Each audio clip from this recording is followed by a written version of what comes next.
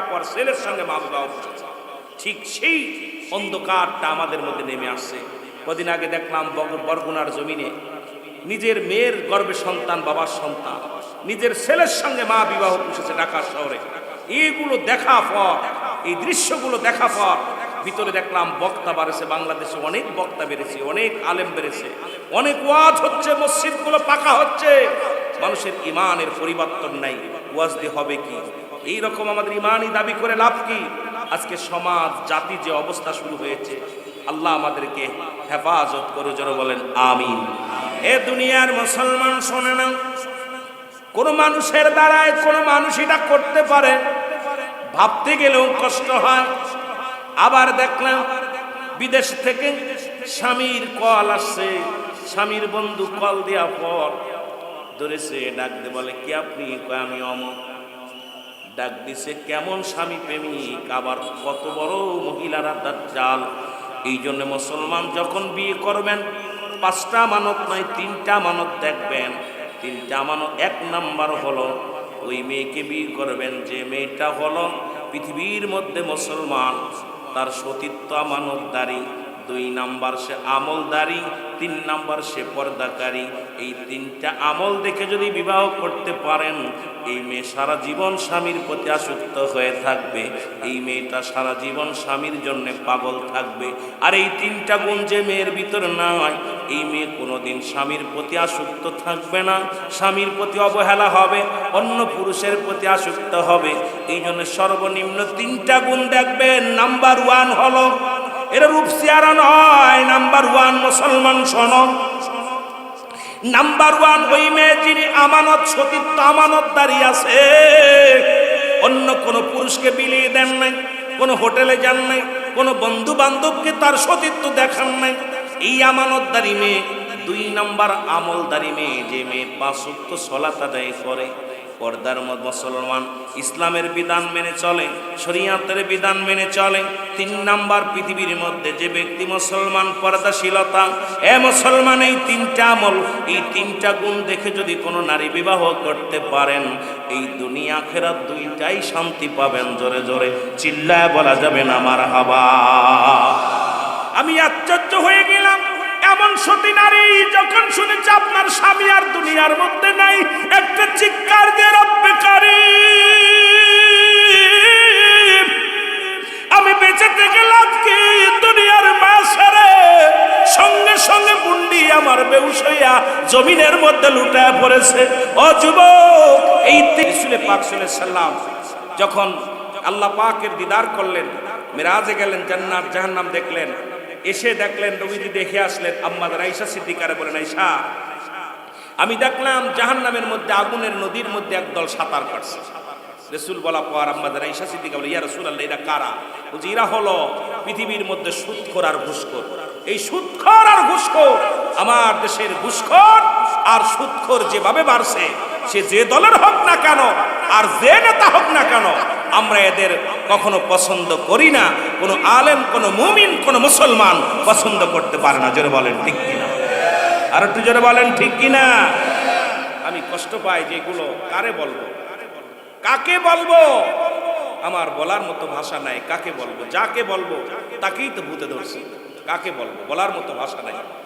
আমার ভাইয়েরা, আমার বন্ধুরা, আমার বলতেছিলাম মানুষের 3টা বিপদ। নাম্বার 1 হলো মানুষের মরণ। এই মরণের পেয়ালা পান করতে হবে, এর মধ্যে কোনো সন্দেহ নাই। ধরে বলেন ঠিক কিনা? আমার মরণ আসিবে কখন কেউ তো জানি না। আমার একটু বাড়ায় রাখি সাউন্ডটা। এই আমি চলে যাব, আমায় তোমরা ভুইলা যাইও না। আমি চলে যাব, আমায় তোমরা না। আমার মরণ আসিবে কখন কেউ তো জানি না। আমার টাকা পয়সা দালান কোটা যাহা করেছি, সব কিছু ফেলাইয়া এক একাই চলেছি রে আমি, সব কিছু ফেলাইয়া আমি একাই চলেছি। আমি যাবার কালে ভেবে দেখি আমার কেহ নাই, আমি যাবার কালে ভেবে দেখি কেহ নাই আমার মরনা। এ দুনিয়ার মুসলমান,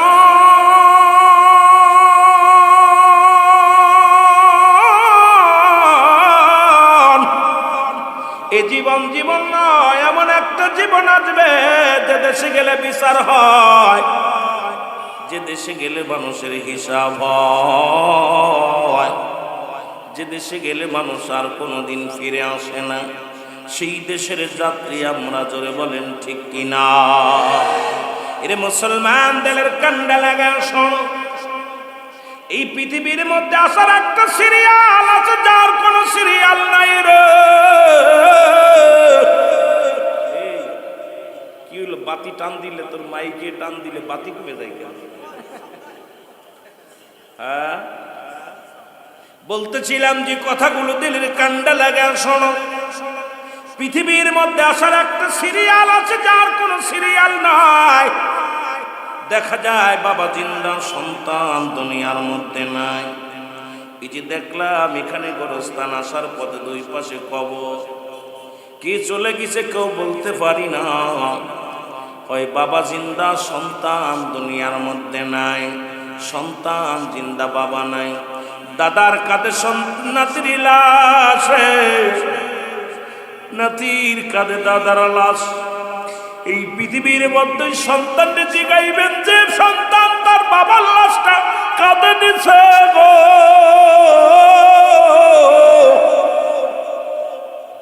ওই বাবারে জিগাইবেন, বাবা বলবে দুনিয়ার মানুষ শোনো,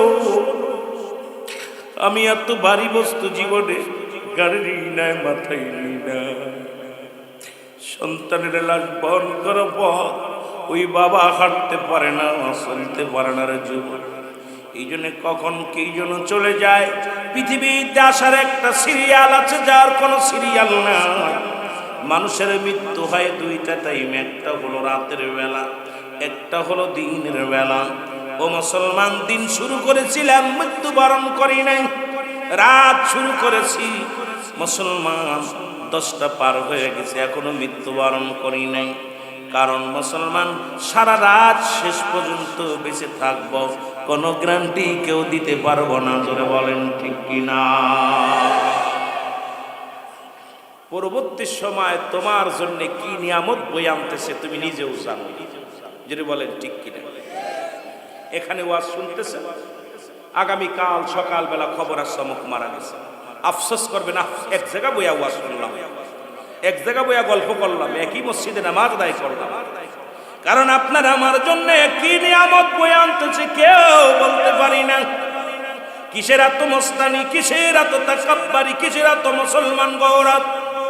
পৃথিবীর মধ্যে রব্বুল আলামিন যাদের মুসলমান শোনো, যাদেরকে আল্লাহ পৃথিবীর মধ্যে প্রতাপশালী বাদশা বানাইলো, তারাও দুনিয়া থেকে বিদায় হয়ে গেছে, কেউ দুনিয়ার মধ্যে নাই। ফিরাউন, নমরুদ, কারণ যারা খোদাই দাবি করেছিল তারাও দুনিয়ার মধ্যে নাই। আজকে যারা আপনাদের পাশে শুয়ে আছে গোরস্থানে, এরাও একদিন এই মাহফিলে বসেছিল, আজকে বসতে পারে নাই। কবরে শুয়া শুয়া চোখের পানিগুলো ছাড়তেছে আমার বন্ধুগণ, আমার ছেলে, আমার মেয়ে। আজ আমরা বড় অসহায় হয়ে আছি, কবর জগতের বাসিন্দার হয়ে গেছি। রব্বুল আলামিন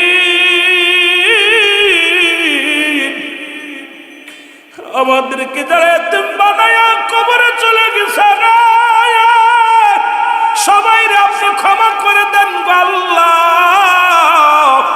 সবাই আপনি ক্ষমা করে দেন, সবাই আপনি মাফ করে দেন। জোরে জোরে চিল্লায় বলা যাবে না আল্লাহু আকবার। যেহেতু মানুষের দুইটা টাইমে মরণ হয়, মানুষের মুসলমান কিয়ামত পর্যন্ত আর কোন নবী আসবে না, আর কোন নবী আসবে না। কিয়ামত পর্যন্ত তওবার দরজা খোলা, নবীদের দরজা বন্ধ। যেহেতু আজকে মাহফিলে বসেছি 3 দিন ব্যাপী, আজকে শেষ রজনী, সবাই একটু খাস তওবা করে বাড়ি যায়, যেন এখান থেকে মাসুমের মাসুম আল্লাহ করে দেয়। গুনাহ নিয়ে মাহফিলে বসেছি, গুনাহ নিয়ে যেন বাড়িতে না যায়, গুনার বোঝা যেন এই জায়গা দাফন হয়ে যায়। সবাই রাজি আছেননি? আমার সামনে তওবা করেন। আস্তাগফিরুল্লাহ রব্বি মিন কুল্লি যামবিন আতুবু ইলাইহি, আস্তাগফিরুল্লাহ রব্বি মিন কুল্লি যামবিন আতুবু ইলাইহি, লা হাওলা ওয়ালা কুওয়াতা ইল্লা বিল্লাহিল আলিয়্যিল আযীম। লা ইলাহা ইল্লাল্লাহু মুহাম্মাদুর রাসূলুল্লাহ, আশহাদু আল্লা ইলাহা, সবাই সাক্ষ্য দেন, আশহাদু আল্লা ইলাহা ইল্লাল্লাহু ওয়াহদাহু লা শারীকা লাহু, আশহাদু আন্না মুহাম্মাদান আবদুহু ওয়া রাসূলুহু। মারহাবা বলেন না? কারণ কিয়ামত পর্যন্ত আর কোনো নবী আসবে না। মাহফিল দিয়ে যদি মাপ না করাইতে পারি, মাহফিল দিয়ে লাভ নেই। এখন যদি কোনো ব্যক্তি মারা যান আর তওবাকারীর কাতারে যদি আপনার নামটা লেখা হয়ে যায়, আপনার জীবন ধন্য। জোরে বলেন মারহাবা। মহব্বতে বলেন আমি পাপী অপরাধী, মওলা তোমার দয়া চাই। বলেন আমি পাপী, এর তুমি যদি না করো দয়া,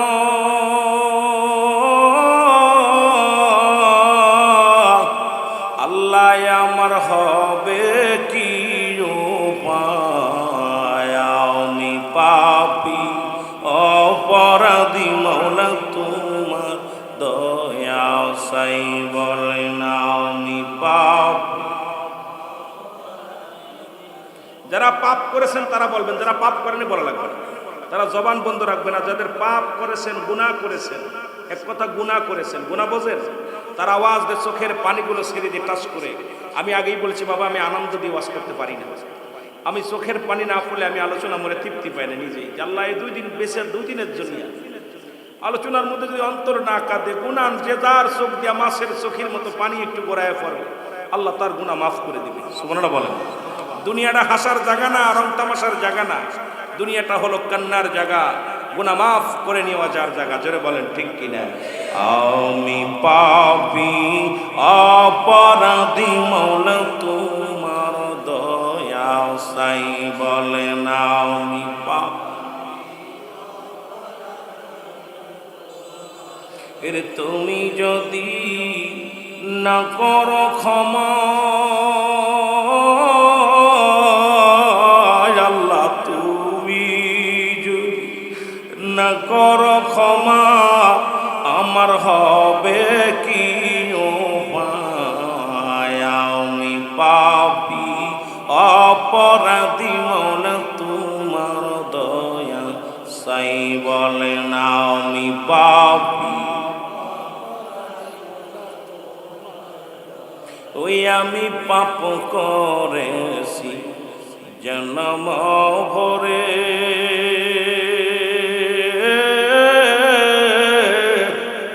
আল্লাহ ক্ষমা চাই এই মাহফিলে বসে, ক্ষমা চাই গো আল্লাহ এই মাহফিলে বসে।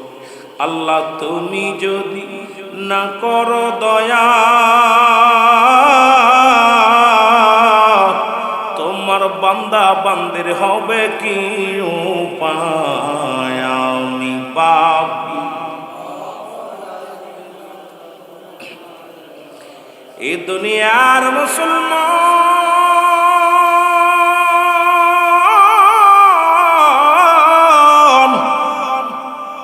বলতেছিলাম এই দুনিয়ার মধ্যে আল্লাহ প্রতাপশালী বাদশা বানাইল গো। মুসলমানদের মধ্যে 2 জন, কাফেরদের মধ্যে 2 জন। মুসলমানদের মধ্যে দুজনের একজনের নাম হলো মুসলমান। শোনো, দুজনের নাম হলো, একজন হলো মুসলমান, শুনে নাও, বাদশা সুলাইমান পয়গম্বর। আল্লাহ তাকে একটা কুরসি দান করেছিল, তামাম পৃথিবী ঘুরা ঘুরা দেখত মজেজার কুরসি দিয়া। অল পৃথিবী ক্ষমতা আল্লাহ তারে দান করেছিল, ক্ষমতাবান বানিয়েছিল। আল্লাহ তারও দুনিয়া থেকে নিয়ে গেছে। মুসলমানদের মধ্যে আর একজন মুসলমান, শোনে নাও, যার নাম হলো বাদশা জুলকারনাইন গো। আল্লাহ তারে পৃথিবীর মধ্যে 1600 বছর হায়াত দিয়েছিল। মানুষটা লম্বা ছিল 48 হাত লম্বা। এই মানুষটাকেও আল্লাহ একটা মজেজার ঘোড়া দান করেছিল। এই ঘোড়াটার সরিয়া এই বেচারা মুসলমান সারা পৃথিবী একবার এক কদম ফেলাইলে 12,000 মাইল অতিক্রম করত। ও আমার যুবক বন্ধুরা, দিলের কান্ডা লাগা শোনো, এই লোকটা পৃথিবীটা 2 বার ভ্রমণ করলো পৃথিবীর মধ্যে। এই লোকটা দুনিয়া থেকে বিদায় হয়ে গেছে। কাফেরদের মধ্যে 2 জন,